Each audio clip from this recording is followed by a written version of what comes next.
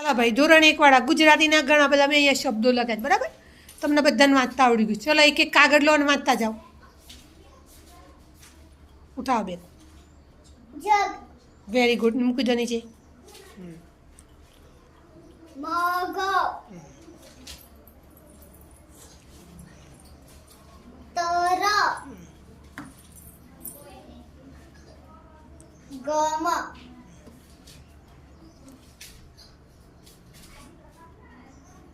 વદ, શું છે? ઉતાવળ નહીં કરવાની, શાંતિથી વાંચવાનું. તપ, ચલો લઈ લો રોહિત એક. મન, જાતે વાંચવા દે. બીજું કાગળ લે. તમારે નહીં બોલવાનું કોઈએ.